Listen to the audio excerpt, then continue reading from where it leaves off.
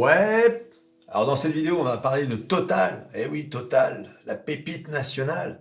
Eh oui, mais seulement voilà, le patron, il vient de dire que il réfléchissait à transférer la cotation principale de Total de Paris à New York.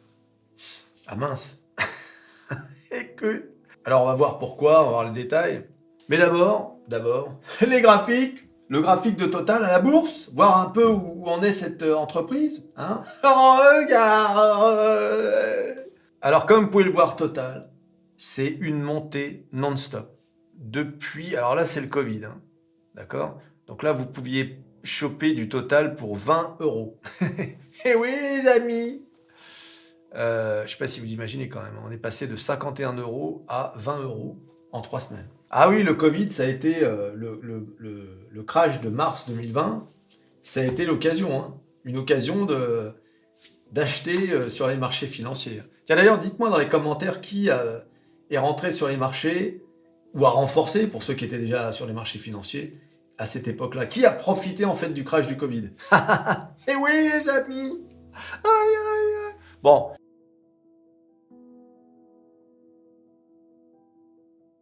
Et depuis, hein, Total, regardez-moi ça, c'est impressionnant.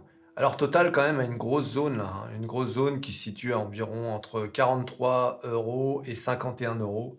Et bien sûr, Total fait partie de ces entreprises, les pétrolières, qui, contrairement à tout le monde, eh bien, est montée. Ah oui, parce qu'il y avait une crise énergétique avec la guerre en Ukraine. Donc là, vous avez le début de la guerre en Ukraine et vous avez une ascension. C'est vrai qu'en 2023, il y a eu un coup de mou, c'est normal, il y a eu des mauvais earnings. Et ensuite, d'ailleurs, regardez, vous avez eu un mauvais earnings en février, bing, ça n'a pas empêché Total d'exploser. Et enfin, là, ils ont publié vendredi, hein, c'est ça, vendredi, les derniers earnings, qui sont bons également. Ah, on va regarder ça. Qu'est-ce qu'ils disent les derniers earnings? Total Energy améliore encore ses bénéfices au premier trimestre, malgré la déprime des prix du gaz. Total a encore amélioré son bénéfice net au premier trimestre à 5,7 milliards de dollars, profitant de prix du pétrole toujours soutenus, même si le groupe commence à pâtir de l'essoufflement des cours du gaz. La compagnie qui fête ses 100 ans, cette année, ça c'est extraordinaire quand même, démontre une nouvelle fois ce trimestre la pertinence de sa stratégie de transition équilibrée ancrée sur deux piliers, les hydrocarbures et l'électricité, a déclaré le PDG Patrick Pouyanné, cité dans le communiqué. Ces résultats s'inscrivent dans un environnement marqué par des prix du pétrole et des marges de raffinage soutenues, mais des prix du gaz en retrait. Et bien sûr, Total, hein, all-time high, regardez, 70 €. Alors moi j'avais du Total que j'ai revendu aux environs de 55 €, voilà, avec une belle plus-value. J'ai pas revendu pour une raison, on va dire, d'analyse boursière, etc., qui m'a fait dire ah il faut que tu vendes, etc. C'est juste parce que j'avais besoin de cash. Donc j'ai vendu Total. C'était pas mal, hein, parce que Total, il y avait un bon dividende. Mais bon, parfois, tu sais, il faut savoir vendre pour acheter ailleurs, etc. C'est ce que je vous explique hein, souvent, c'est qu'il ne faut jamais vendre une action sans qu'il y ait une raison. Bon là, en l'occurrence, il y avait une raison, et cette raison, c'est que j'avais besoin de cash. Et donc, ça a été pour moi une entreprise qui m'a rapporté de l'argent. Bah, c'est ce qu'on appelle une valeur sûre, hein. Total, on n'est pas prêt de ne plus en avoir besoin. Alors, Total. Le patron, qu'est-ce qu'il annonce? On va voir. Total Energy réfléchit à une cotation principale à la bourse de New York. Donc ça, c'est une déclaration qu'il a faite à Bloomberg. Je pense qu'il s'agit d'une question légitime, a indiqué le dirigeant du fleuron du CAC 40 en soulignant qu'il y avait là un débat lors d'un entretien à Bloomberg. Ce n'est pas une question d'émotion, c'est une question d'affaires, a-t-il ajouté pragmatique. Le PDG répondait notamment à une question sur le déplacement de la cotation principale du groupe, aujourd'hui établie à Paris, vers la place new-yorkaise. Aujourd'hui, le groupe a déjà des titres inscrits à Londres et à New York, mais de manière secondaire. Nous sommes confrontés à une situation où les actionnaires européens vendent ou maintiennent leur participation et où les actionnaires américains achètent, a justifié M. Pouyanné. Oui. Depuis 2012, la part de l'actionnariat institutionnel nord-américain est passée de 33% à 48%, dont 47% pour les États-Unis en 2023.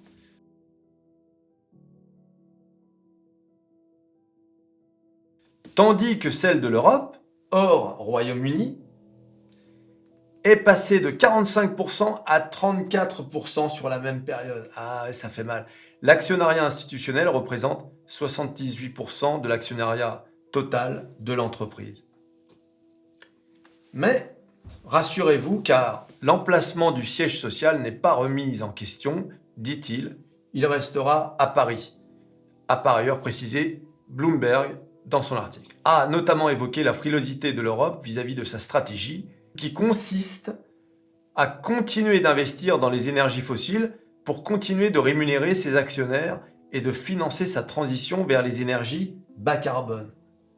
En Europe, là c'est Pouyanné qui parle, en Europe, au lieu de soutenir les entreprises européennes qui veulent faire cette transition, même si c'est difficile, ils nous regardent et nous disent « Regardez, vous continuez à produire du pétrole et du gaz. » Eh oui, ah oui.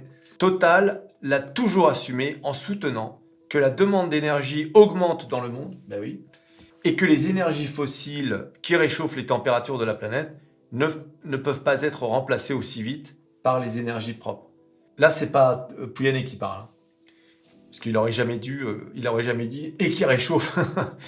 Bien sûr, je continue à produire du pétrole et du gaz, a répété le dirigeant. Le groupe a confirmé vendredi, en présentant ses résultats, qu'il consacrait sur une enveloppe d'investissement de 18 milliards d'euros en 2024, 5 milliards à l'électricité intégrée.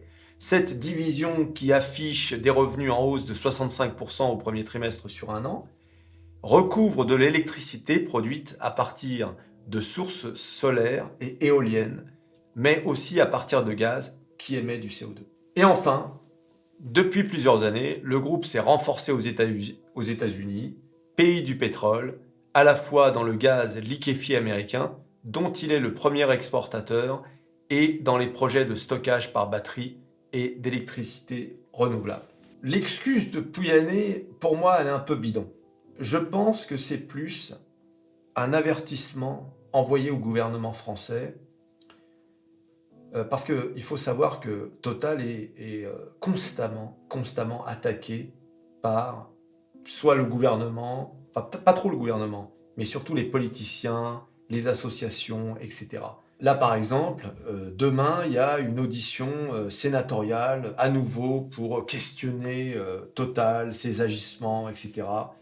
Il y a des procès sur différentes choses, que Total aurait mal fait, que Total est une entreprise criminelle en quelque sorte. Il y a même eu une association, je crois, qui avait dit que Total était la pire entreprise française. Il y a également ce qui s'est passé pendant, vous savez, les grèves. Vous vous souvenez, pour avoir une prime ou des augmentations de salaire. Il y a le projet de taxe de rachat d'actions. Hein. Le gouvernement veut taxer les rachats d'actions parce qu'il considère que les rachats d'actions, c'est pas bien. Pourquoi ? Parce que les rachats d'actions ne profitent qu'aux actionnaires.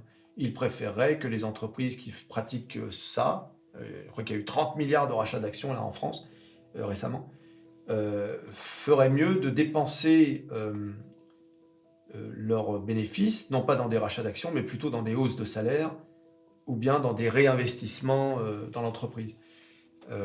Donc en gros, c'est toujours la même accusation, hein, c'est-à-dire c'est comme avec les dividendes ou les super dividendes, il n'y en a que pour les actionnaires. Donc on va taxer du coup, on va taxer. Je rappelle qu'un actionnaire qui vend ses actions fait une plus-value. Et cette plus-value, elle est taxée. Eh oui. C'est ça qui est incroyable. Ils veulent taxer les rachats d'actions, alors que si un actionnaire profite de ces rachats d'actions, parce que le titre va monter,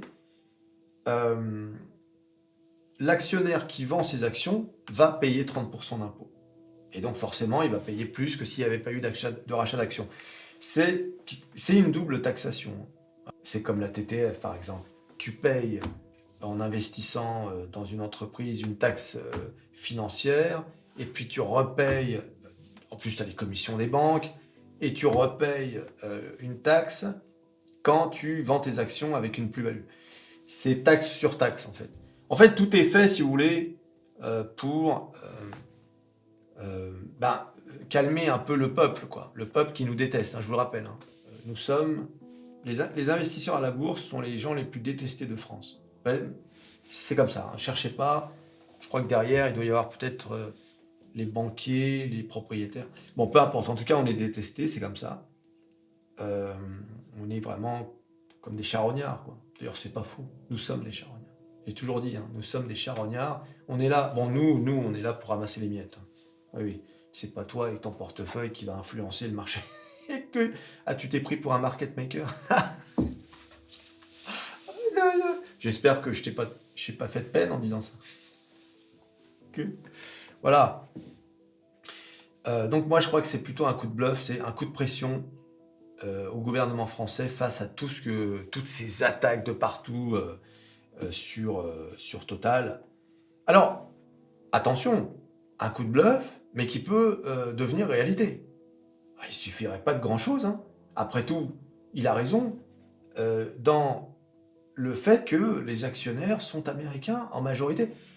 Et c'est intéressant ce qu'il a dit. Les Européens sont en position de hold, donc ils gardent leurs actions, ou ils vendent lorsque les Américains achètent. Vous vous rendez compte quand même, ce constat, il n'est pas terrifiant. C'est ce que je dis toujours. J'avais même fait un short là pour dire que les Français, ils ne s'intéressent pas à la bourse. Ils ne s'intéressent pas. Pour eux, c'est... D'ailleurs, les Français ne disent pas investir sur les marchés financiers. Ils disent jouer à la bourse. Hein, c'est la FDJ presque. Donc, c'est intéressant de voir qu'une fois de plus, même là-dessus, même dans ce domaine où on pourrait très bien, les Français pourraient très bien être propriétaires de Total. Il suffirait qu'ils achètent des actions. Eh ben non. Même dans ce domaine, on laisse les Américains prendre le lead. C'est fou quand même, hein, cette capacité qu'on a à s'autodétruire. Et d'ailleurs, les politiciens, l'éducation, les médias, tous responsables. Voilà. Ils sont tous responsables pour ne pas inculquer à la population l'investissement financier. À l'école, au collège, on devrait avoir des cours d'éducation financière. On devrait apprendre aux jeunes gens qu'il y a la possibilité d'investir sur les marchés financiers. Alors, grâce aux cryptos, beaucoup de jeunes se sont intéressés aux marchés financiers. Malheureusement, ils ne s'intéressent qu'aux cryptos en général. D'ailleurs, un jour, je vous raconterai une anecdote d'un jeune homme qui était apprenti électricien et qui est venu avec son patron refaire l'électricité. Et il voit sur mes écrans des graphiques et il me dit ah monsieur, vous faites vous investissez, vous faites des cryptos et tout. Oh, je lui dis non, je regarde un peu, mais je suis pas très. C'était il y a quelques années ça. Hein. Je suis pas très crypto. Et je sais plus à quel montant était le Bitcoin, mais il était à un prix largement plus bas que celui d'aujourd'hui. Mais moi, je l'ai pris de haut, ce gamin. Je lui dis, bon, qu'est-ce que tu me racontes, toi? Pas moi que tu vas apprendre. Si seulement j'avais écouté ce gamin, tu sais. Il me dit, ah, vous allez voir, monsieur, le Bitcoin, il va exploser. Et moi, franchement, j'ai été un peu arrogant avec lui. Un peu condescendant. Ah oui, d'accord, ouais, bah, c'est bien, ouais. ouais, peut-être, ça peut arriver.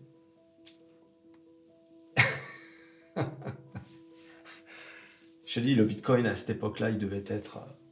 je sais même pas s'il était à 1000$. T'imagines? J'aurais pu ne serait-ce que mettre... en acheter 5.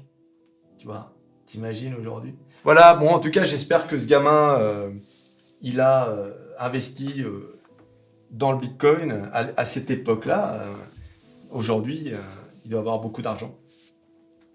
Voilà, mais c'est marrant comme histoire, ça.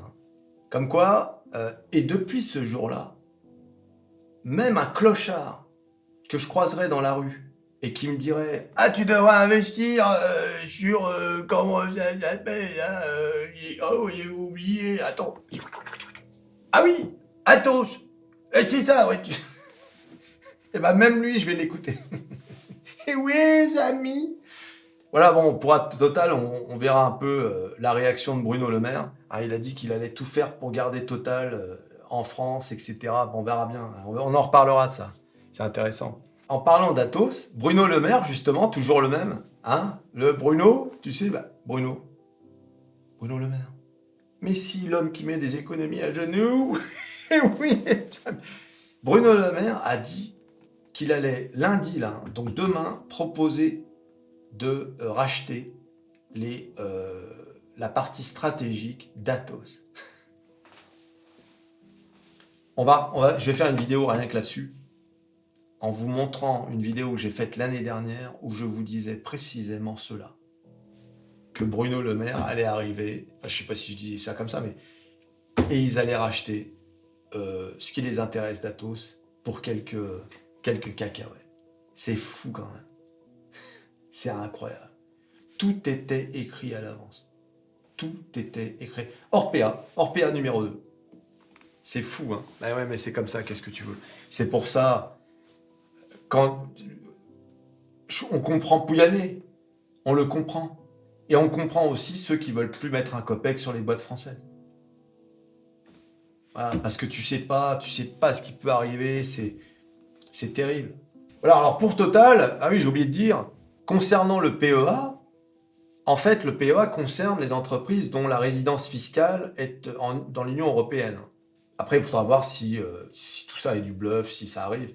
Mais enfin, vous inquiétez pas. De toute façon, il arrivera ce qu'il arrivera. Hein. Si ça a un impact sur les PEA, je pense pas. Hein. Mais bon, voilà, on verra bien. Tu t'abonnes, tu likes, tu partages, tu cliques sur à peu près tout ce qui peut être cliqué. Total, Bruno Le Maire. Et on se revoit à la prochaine vidéo. Allez, salut.